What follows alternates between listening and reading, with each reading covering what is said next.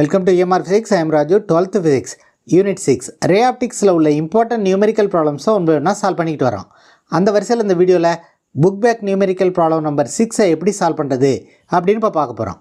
This is a given problem. இந்த ப்ராப்ளத்தில் என்ன கொடுத்துருக்காங்கன்னா, ஒரு கன்வர்ஜிங் லென்ஸினுடைய refractive index 1.5. அந்த லென்ஸினுடைய பவர் 5.0 diopter.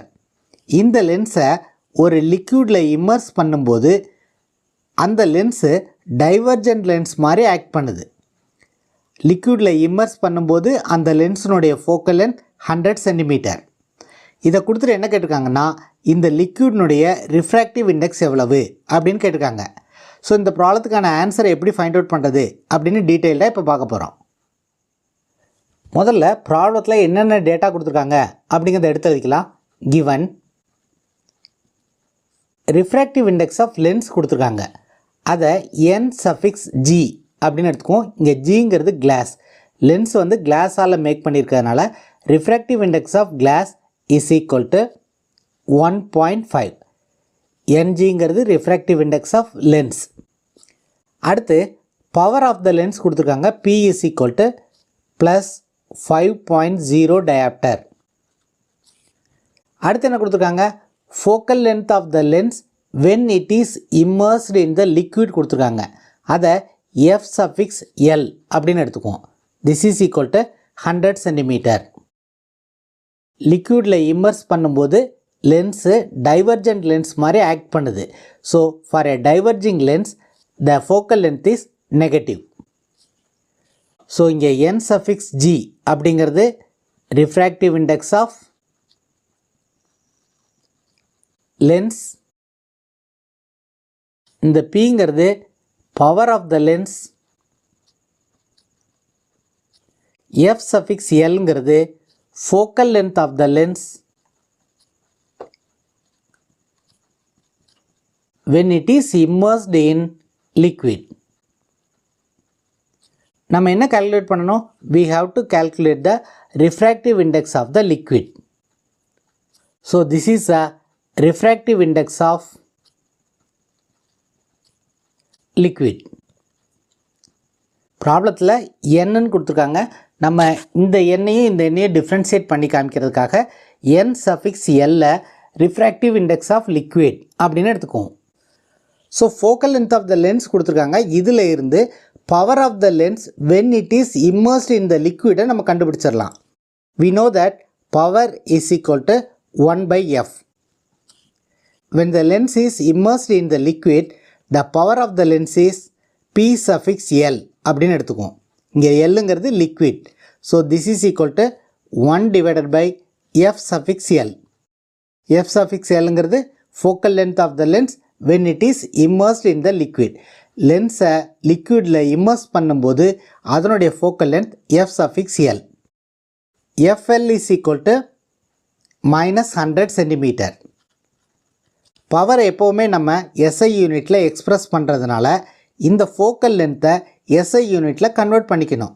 அதாவது சென்டிமீட்டரை மீட்டராக கன்வெர்ட் பண்ணணும். So this is equal to -100 into 10⁻⁻2 metre which is equal to 100 into 10⁻2 is -1 metre. So இதை இங்கே சப்ஸ்டியூட் பண்ணோம்னா we will get the power of the lens when it is immersed in the liquid கிடைச்சிரும். this is equal to 1 divided by -1 which is equal to -1 diopter. இந்த பவருக்கும் differentiation நமக்கு தெரியணும். this is the power of the lens in the normal situation. this is the power of the lens when it is immersed in the liquid. So இப்போ இந்த ப்ராப்ளத்தில் n suffix l அதாவது refractive index of த லிக்விடை எப்படி find out பண்ணுறது, அதுக்கு என்ன formula use பண்ணணும் அப்படிங்கிறத நம்ம இப்போ பார்க்க போகிறோம். இந்த வேல்யூவை இப்போ எடுத்து எழுதிக்கலாம். Power of the lens when it is immersed in the liquid is -1 dioptre. Power of the லென்ஸை எப்படி எழுதலாம்னா p is equal to n2 - n1 -1 into 1 divided by R1 minus 1 divided by R2 அப்படின்னு எழுதலாம். இங்கே n2ங்கிறது refractive index of the second medium, n1ங்கிறது refractive index of the first medium. ஒரு lens air மீடியத்தில் இருக்கும்போது, அதாவது ஒரு நார்மல் கேஸில் first medium is air, second medium is lens. So லென்ஸினுடைய ரிஃப்ராக்டிவ் இண்டெக்ஸை n(g) அப்படின்னு எடுத்துக்குவோம். ரிஃப்ராக்டிவ் இண்டெக்ஸ் ஆஃப் த ஃபர்ஸ்ட் மீடியமை n(a) அப்படின்னு எடுத்துக்குவோம். This is a normal situation. அதாவது ஏர் மீடியத்தில் இருக்கும்போது first medium is air, second medium is class.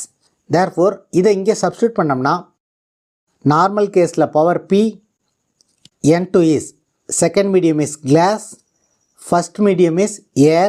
For air, refractive index is 1 minus 1 into 1 by R1 minus 1 by R2. Ng by 1 is Ng. Therefore, we can write P is equal to Ng minus 1 into 1 by R1 minus 1 by R2. அதாவது lens வந்து convergent லென்ஸாக act பண்ணுது normal சிச்சுவேஷனில். So இதை first equation அப்படின்னு எடுத்துக்குவோம். This is equation number 1. இப்போ இந்த லென்ஸை ஒரு liquid மீடியத்தில் நம்ம இம்மர்ஸ் பண்ண போகிறோம். Lens is immersed in the liquid medium. இப்போ first medium is liquid, second medium is glass. இதனுடைய ரெஃப்ராக்டிவ் இண்டெக்ஸை n(l) அப்படின்னு எடுத்துக்குவோம். இதோடைய ரெஃப்ராக்டிவ் இண்டெக்ஸை n(g) அப்படின்னு ஆல்ரெடி எடுத்திருக்கோம். இதனுடைய வேல்யூ கொடுத்துருக்காங்க ஆல்ரெடி. இந்த ஈக்குவேஷன் நம்ம இப்போ எப்படி எழுதலாம்னா P is equal to second medium is glass n(g) divided by first medium is liquid n(l) minus 1 into 1 by R1 minus 1 by R2. லென்ஸை liquid மீடியத்தில் இம்மர்ஸ் பண்ணும்போது அதனுடைய பவர் சேஞ்ச் ஆகுது. அந்த பவரை P(l) அப்படின்னு எடுத்துக்குவோம். இந்த வேல்யூவை நம்ம ஆல்ரெடி ஃபைண்ட் அவுட் பண்ணி வச்சுருக்கோம். இந்த பவர் ப்ராப்ளத்திலே கொடுத்துருக்காங்க. இதை ஈக்குவேஷன் நம்பர் 2 அப்படின்னு எடுத்துக்குவோம். இப்போ ஃபஸ்ட் ஈக்குவேஷனை செகண்ட் ஈக்குவேஷனால் டிவைட் பண்ணுவோம். The first equation is P is equal to Ng minus 1 1 by R1 minus 1 by R2. Second equation உடைய left hand sideல P(l) அப்படின்னு இருக்கும். right hand sideல Ng minus n(l) minus 1 1 divided by R1 minus 1 divided by R2. So இது ரெண்டு cancel ஆயிரும். அப்படி cancel பண்ணோம்னா what we will get is P divided by P(l) is equal to Ng minus 1 divided by Ng divided by NL minus 1 அப்படின்னு வரும். So இதுதான் நமக்கு தேவையான ஃபார்முலா. இங்கே Pங்கிறது பவர் ஆஃப் த லென்ஸ், இது கொடுத்துருக்காங்க. P(l)ங்கிறது power of the lens when it is immersed in the liquid. இது ஆல்ரெடி நம்ம ஃபைண்ட் அவுட் பண்ணியிருக்கோம். Ngங்கிறது refractive index of the lens.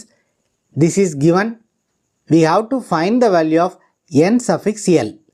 So இந்த ஃபார்முலாவை யூஸ் பண்ணி நமக்கு refractive index of the liquid find out பண்ணிடலாம்.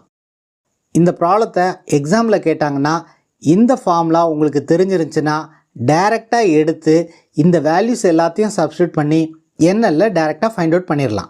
அப்படி இல்லை அப்படின்னா இந்த மாதிரி டெரைவ் பண்ணி நீங்கள் ஃபார்முலாவை கொண்டு வந்துட்டு அதுக்கப்புறம் வேல்யூஸை சப்ஸ்டியூட் பண்ணி NL ஃபைண்ட் அவுட் பண்ணலாம். ஸோ இந்த ஃபார்முலாவில் நமக்கு கொடுத்துருக்கிற வேல்யூஸ் எல்லாத்தையும் சப்ஸ்டியூட் பண்ணுவோம். P is 5 divided by P(l) is minus 1. This is equal to Ng is 1.5 minus 1 divided by Ng is 1.5 divided by n(l). இந்த வேல்யூவை நம்ம ஃபைண்ட் அவுட் பண்ணணும். minus 1. 5 divided by minus 1 is minus 5. இதை ஈக்குவல்ட்டுக்கு இந்த பக்கம் கொண்டு வந்தோம்னா நியூமரேட்டருக்கு வரும். 1.5 divided by n suffix l minus 1 is equal to 1.5 minus 1 is 0.5. minus 5 ஆல உள்ள மல்டிப்ளை பண்ணோம்னா minus 5 into 1.5 divided by n suffix l minus 5 ஆல இந்த minus 1 மல்டிப்ளை பண்ணா plus 5 அப்படின்னு வரும். ஈக்குவல்ட்டுக்கு இந்த பக்கம் 0.5 அப்படிங்கிறது இருக்குது. ஸோ இதை ரெண்டையும் மல்டிப்ளை பண்ணோம்னா we will get minus 7.5 அப்படின்னு வரும். divided by n suffix l is equal to இந்த 5 ஈக்குவல்ட்டுக்கு இந்த பக்கம் கொண்டு வந்தோம்னா 0.5 minus 5 அப்படின்னு வரும். So minus 7.5 divided by n suffix l is equal to 0.5 இருந்து 5 subtract பண்ணோம்னா we will get minus 4.5. minus minus cancel பண்ணிடலாம். therefore 7.5 divided by n suffix l is equal to 4.5. இப்போ இதுக்கு ரெசிப்ரோக்கல் எடுத்தோம்னா n suffix l divided by 7.5 is equal to ஈக்குவல்ட்டுக்கு இந்த பக்கமும் reciprocal எடுக்கணும். we will get 1 divided by 4.5. நமக்கு nl உடைய value தான் வேணும். So nl is equal to 7.5 divided by 4.5. 7.5 divided by 4.5 can be written as 75 divided by 45. இதை 5 all cancel பண்ணி 3 all cancel பண்ணோம்னா we will get 5 by 3. therefore n suffix l is equal to அதாவது refractive index of the liquid is equal to 5 by 3. So this is the answer for the given problem. If you find this video is useful, please subscribe the channel, share it to your friends. If you have any doubts, comment below. அடுத்த வீடியோவில் next book back ப்ராப்ளத்தை எப்படி solve பண்ணுறது அப்படின்னு பார்க்கலாம். Thank you for watching this video.